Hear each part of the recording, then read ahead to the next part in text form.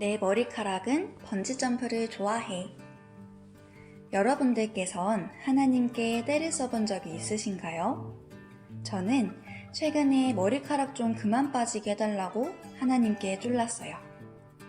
가을이 돼서 그런지 안 그래도 소중한 머리카락이 한 가닥, 두 가닥 뒤돌아보면 우수수 떨어져 있더라고요.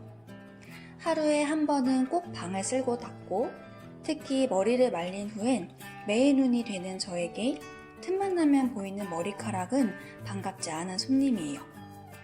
분명히 어제 쓸고 닦았던 자리인데 오늘 다시 보면 제자리인 거 있죠? 쓰레기통에서 걸어 나오기라도 하는 걸까요? 어쩌다 머리카락과 아이 컨택이라도 하게 되면 저는 바로 일어나서 치워야 해요. 아니면 계속 떠오르기 때문이에요. 하루는 너무 귀찮아서 방을 쓸지 않았어요. 그런데 다음날 몰아서 하다가 무서워서 혼이 났어요. 빗자루에서 집신 한 켤레가 나오더라고요. 이 정도면 제 머리카락은 번지점프를 좋아하는 게 틀림없어요. 다시 돌아오지 않는다는 게 문제지만요. 결국 제 하루 일과 중 하나는 돌아오지 않는 머리카락을 찾는 일이 되었어요. 여러분이 중요하게 생각하시는 하루 일과는 무엇인가요? 일? 공부? 아니면 운동? 혹시 마음의 방은 매일 쓸고 닦고 계신가요? 우리가 날마다 짓는 죄는 매일 빠지는 머리카락과 같아서 하루라도 청소하지 않으면 금세 자신을 더럽히고 말 거예요. 머리카락이 안 빠지면 제일 좋겠지만 그게 마음처럼 되지 않죠. 하루에 일정량의 머리카락이 빠지는 게 인체의 신비이듯 뼛속부터 죄인인 우리가 죄를 짓지 않는 것은 불가능해요. 난 앞으로 머리카락을 떨어뜨리지 않겠어. 다짐한다 해서 머리카락이 빠지지 않는 게 아니듯 나는 앞으로 죄를 짓지 않을 거야. 더 이상 하나님을 슬프시게 하지 않겠어.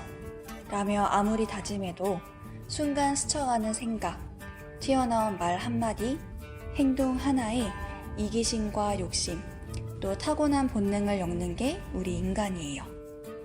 만약 예수님께서 우리의 죄를 해결해 주지 않으셨다면 우리는 죽은 머리카락과 같은 상태에서 헤어나올 수가 없었겠죠.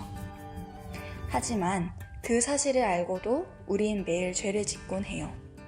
어떻게 해야 할까요? 방법은 딱 하나예요. 바로 매일 회개하는 거예요. 회개란 단순히 하나님, 저 잘못했어요. 용서해 주세요. 끝. 이게 아니라 마음의 방에서 온갖 더러운 먼지와 머리카락을 쓸어내실 예수님과 협력하는 것을 의미해요.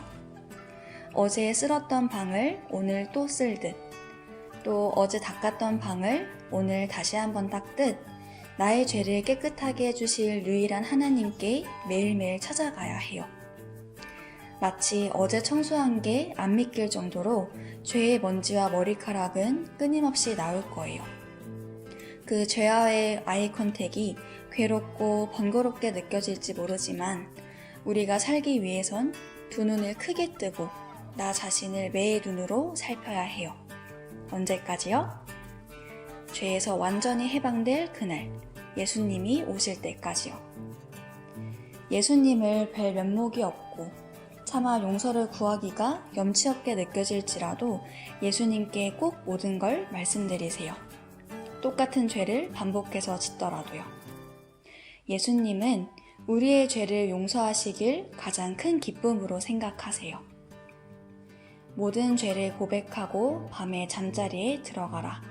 교회 증언 9권 48조.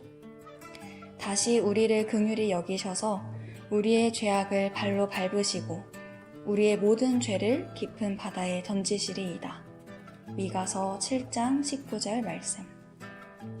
우리의 하루 일과 중 예수님께 나의 죄를 내어놓는 것이 가장 중요하게 여겨지길 기도합니다.